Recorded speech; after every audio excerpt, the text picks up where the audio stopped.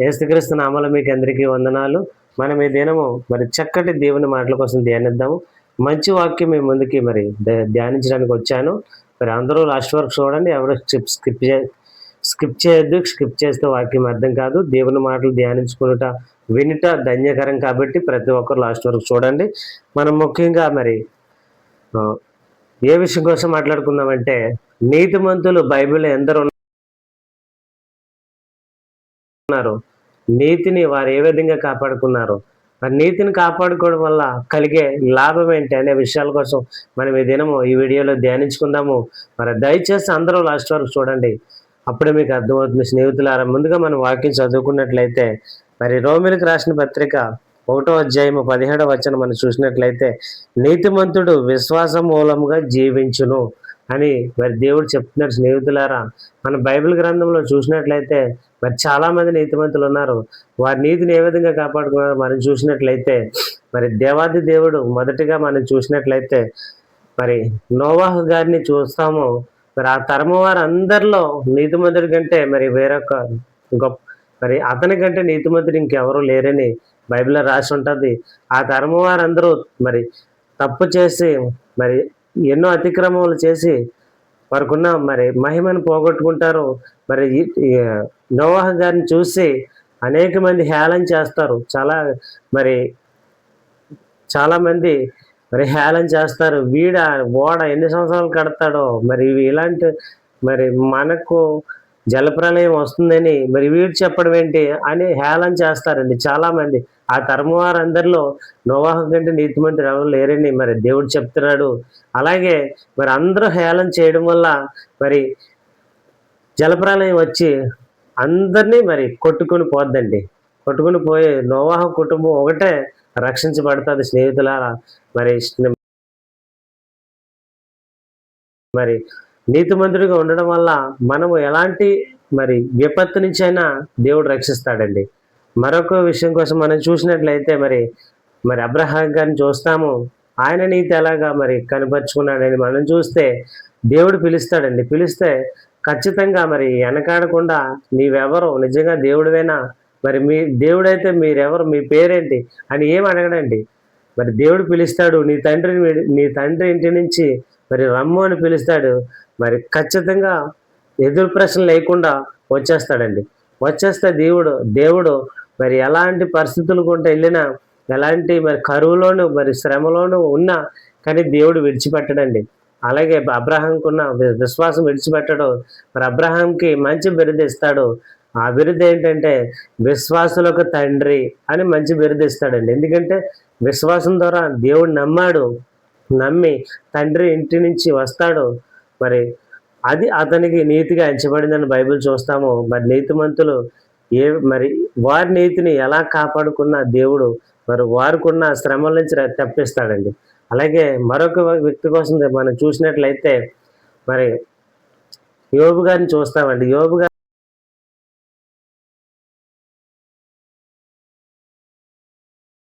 1 మరి 6వ వచనంలో చూసినట్లయితే యోబు గ్రంథంలోని మరి యోబుకున్న మరి ఎంత పెద్ద శ్రమ వస్తుందో మనం చూస్తాము.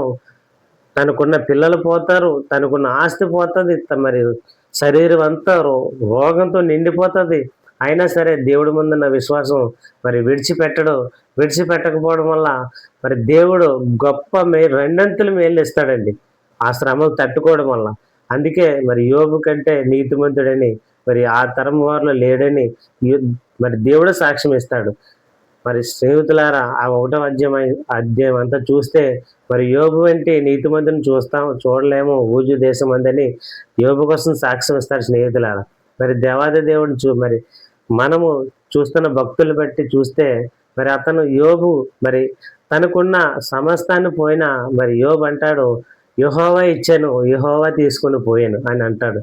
మనము అలాంటి మనసు ఉంటుందండి. మనకి మరి చాలా ప్రియముగా ప్రేమించిన కుమారుడు కానీ కుమార్తె కానీ మరి హఠాత్తుగా మరి మరణం వస్తే మనం అంటాము, ఓ దేవుడా, నా ఇంటిని ఎందుకు ఎంచుకున్నావు, నాకున్న కుమారుడికి లేక కుమార్తెని తీసుకెళ్ళిపోతావా, ఇంకెక్కడ మరి వేరే వెళ్ళేది దొరకలేదా అని గోవల మీద ఏడుస్తామండి. మనము దేవుడి మీద నిందేసేస్తాం. ఎందుకంటే మరి యోబు గారు అంటారు, యెహోవా ఇచ్చాను యెహోవా తీసుకొని పోయినని అంటాడు కానీ మరి తను ఆ ఆ గ్రంథం అంతా చూస్తాం కానీ ఒక్క చిన్న మాట కూడా దేవుడిని అనడండి. స్నేహితులారా, తన భార్య అంటది, తన స్నేహితులు అంటారు, నువ్వేదో తప్పు చేయడం వల్లే నీకు ఇంత పెద్ద శ్రమ వచ్చిందని స్నేహితులు అంటారు. భార్య అంటది, ఎంతకాలం ఈ రోగం తట్టుకుంటావో, మరి నీ విశ్వాసాన్ని విడిచిపెట్టి చనిపో అని అంటది. కానీ మరి అంతమంది మధ్యలో తను అంత నలిగిపోయినా సరే దేవుడి ముందున్న విశ్వాసం విడిచిపెట్టడు. తను గొప్ప నీతిమంతుడిగా తీర్చిపడ్డాడు. స్నేహితులారా, మనము కూడా ఎన్ని శ్రమలున్నా, ఎన్ని కష్టాలున్నా, ఎలాంటి విపత్తులు ఉన్నా సరే మన నీతి మనం కాపాడుకున్నాం అనుకో, మరి దేవాది దేవుడు దీవిస్తాడండి. తగిన కాలం ముందు మనకు ప్రతిఫలం ఇస్తానని దేవుడు చెప్తున్నారు. స్నేహితులారా, మరొక వ్యక్తి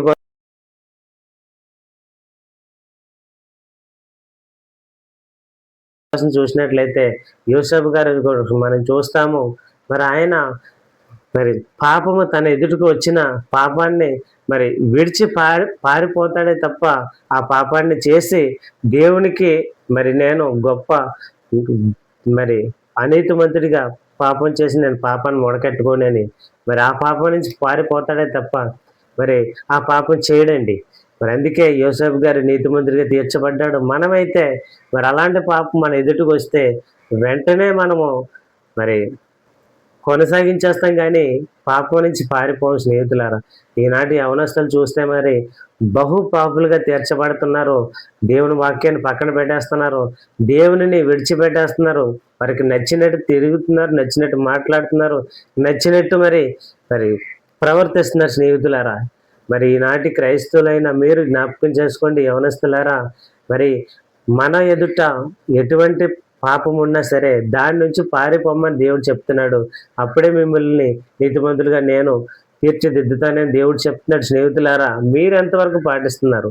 మరి పాపం అనేది మన ఎదుటనే ఉంటుంది, మన పక్కనే ఉంటుంది, మన మన మన మన వెనకతలే ఉంటుంది. కానీ మరి ఎక్కడున్నా సరే పాపాన్ని విడిచిపెట్టి పారిపోయే మనసు మనకు ఉండాలి.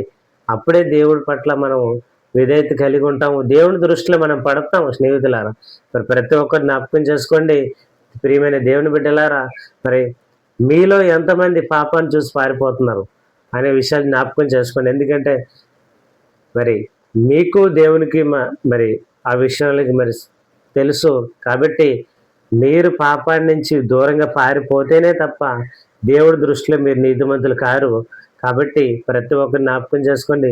ఈ వీడియో చూసిన ప్రియ సహోదరులారా, మరి మీరు దేవుడి పట్ల ఎంత విధేయతగా ఉన్నారు, ఎంత భక్తిగా ఉన్నారు, ఎంత నీతిగా ఉన్నారు, మరి మీ నీతిని ఎలా కాపాడుకుంటున్నారు?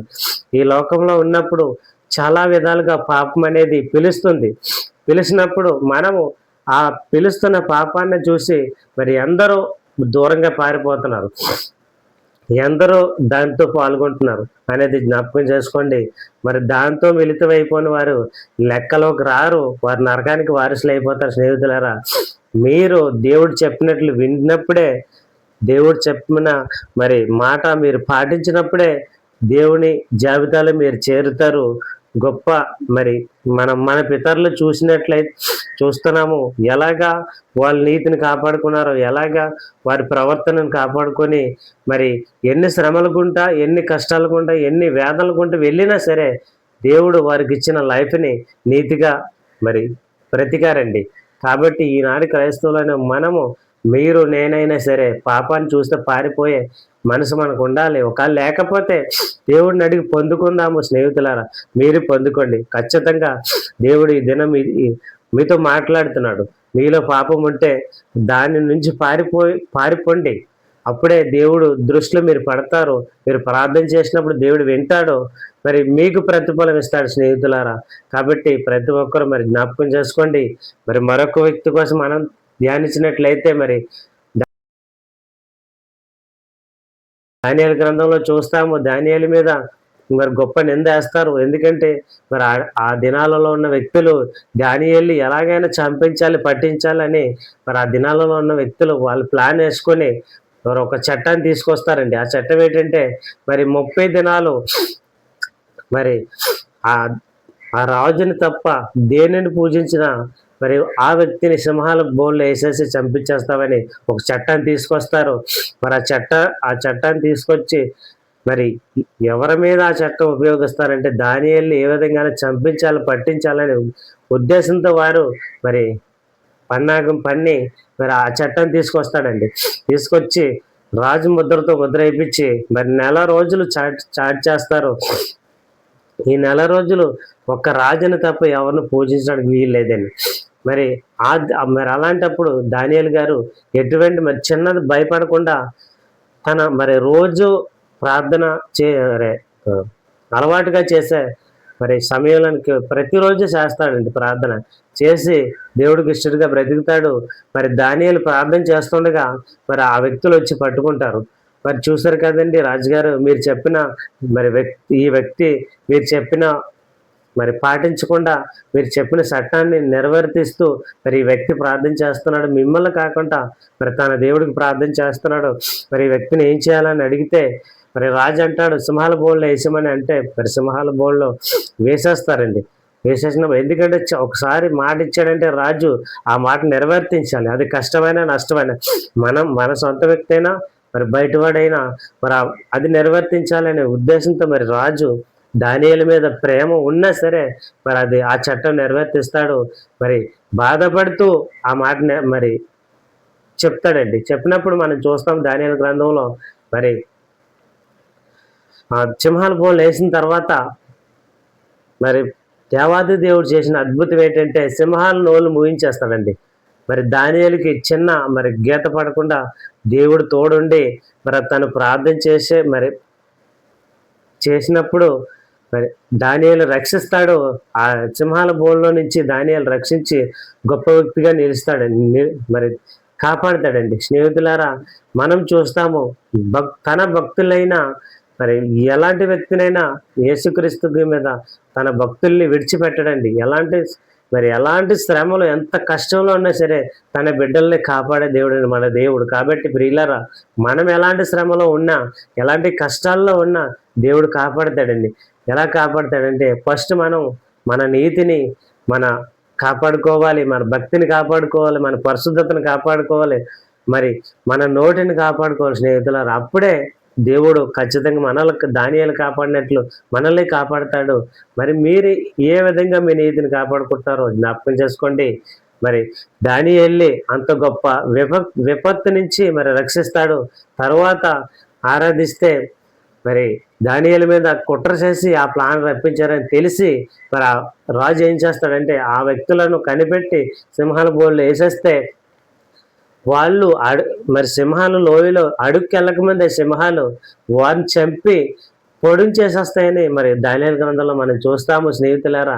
మరి చూశారు కదండి దేవుని యందు భయభక్తులు గల వారికి దేవుడు ఎలా సహాయం చేశాడో, మరి దేవుడు అంటే భయభక్తులు లేని వారికి ఏ విధంగా సహాయం చేశాడో మనం చూస్తాము. ప్రియులారా, మీరు కూడా దేవుని యందు భయభక్తులు కలిగి బ్రతకండి, మీ నీతిని కాపాడుకోండి, మీ భక్తిని కాపాడుకోండి. అప్పుడే దేవుడు సహాయం చేస్తాడు. ఎలాంటి పరిస్థితుల్లో ఉన్నా మరి జ్ఞాపకం చేసుకుని మరొక వ్యక్తిని చూస్తాము, లోతు గారిని చూస్తామండి ఆదికాండంలో. మరి స్నేహితులారా, మరి 2 పేతురులో చూస్తాము. మరి లోతు గారు సొదొమ గొమొర్రాలు పట్టినప్పుడు బహు పాపులైన ఆ సొదొమ గొమొర్రా పట్టణంలో లోతు గారు ఉంటారు. వాళ్ళు చేసే ప్రవర్తన బట్టి ప్రతిరోజు లోతు గారి మనసు నొప్పించుకొనిచు మరి ఆ ప్రదేశంలో ఉంటాడు. మరి నీతిమంతుడైన లోతు అని రాయబడి ఉంటుందండి. కాబట్టి స్నేహితులారా, మనం ఎలాంటి పరిస్థితుల్లో ఉన్నా, ఎలాంటి పాపంలో ఉన్నా, ఎలాంటి అజ్ఞానంలో అవివేకంలో ఉన్నా మన నీతిని మనం కాపాడుకుంటే ఖచ్చితంగా దేవుడు మనలను ఏదో ఒక రోజు హెచ్చిస్తాడండి. కాబట్టి స్నేహితులారా, ఈనాటి క్రైస్తవులైన మనము మరి ఏ విధంగా ఉంటున్నాము అనేది జ్ఞాపకం చేసుకొని ప్రతి ఒక్కరూ మరి మన నీతిని కాపాడుకుంటున్నావా లేదా, మన భక్తిని కాపాడుకుంటున్నావా లేదా, మరి పాపంతో మిళితం అయిపోతున్నావా, మరి పాపాన్ని విడిచి పారిపోతున్నాం అనేది జ్ఞాపకం చేసుకోండి. దేవుడు పాపులను పాపాన్ని ప్రేమించడండి, పాపులను ప్రేమించాడు తప్ప పాపాన్ని ప్రేమించలేదు. మనము కూడా పాపాన్ని ద్వేషిద్దాము, దేవునికి మరి ఇష్టలుగా ఉందాము. మరి మన పితరులను ఇంతమందిని ధ్యానించాం కదా, మరి ఆ గ్రంథాలు చదివితే ఇంకనూ స్పష్టంగా అర్థమవుతుంది. మరి ప్రియులారా, ప్రతి ఒక్కరూ మరి వాక్యాన్ని చదవండి, ప్రార్థన ఎడతెగక చెయ్యండి, మీ భక్తిని కాపాడుకోండి. మనం లోకమనే బురదలో ఉన్నాం కాబట్టి మరి కమల పువ్వు బురదలోనే ఉంటుంది, కానీ అది అందంగా ఉంటుంది, ఆ బురద దానికి అంటుకోదు. అలాగే మనం ఈ లోకంలో బురదలో ఉన్నాం కాబట్టి ఆ బురద మనకు అంటుకోకుండా మనం పరిశుద్ధంగా ఉందాము, నీతిగా బ్రతికుదాము, దేవుడిని ఎందు భయభక్తులు కలిగి ఉందాము, దేవునికి మరి ఇష్టలుగా బ్రతికుదాము. మరి ఎంతవరకు ఈ వాక్యం మీకు అర్థమైందో నాకు తెలియదు, కానీ అర్థమైన వారు దయచేసి వీడియో లైక్ చేయండి, షేర్ చేయండి, సబ్స్క్రైబ్ చేసుకోండి. మరి నా ఛానల్ పేరు Jesus.Swaram.jp. నా పేరు వి జాన్ పాల్. దయచేసి వీడియో మరి లైక్ చేస్తారని, ఈ వీడియో అనేక మందికి రికమెండ్ అవుతుంది. మరి వీడియో అనేక మందికి వెళ్తే అనేక మంది మీరు అందరు నాకు సపోర్ట్ చేస్తారు. మరొక వీడియోతో నేను మీ ముందుకు వస్తాను, ఎన్నో వీడియోలతో మరి మీ ముందుకు రావాలని కోరుకుంటున్నాను. మీరందరూ నాకు సపోర్ట్ చేయండి. దయచేసి ఈ వీడియో మీకు ఉపయోగపడితే మరి మీ అందరిలో ఈ వీడియో, మీ అందరి హృదయాల్లో దేవుడి ఈ వాక్యాన్ని దీవించాలని కోరుకుంటున్నాను.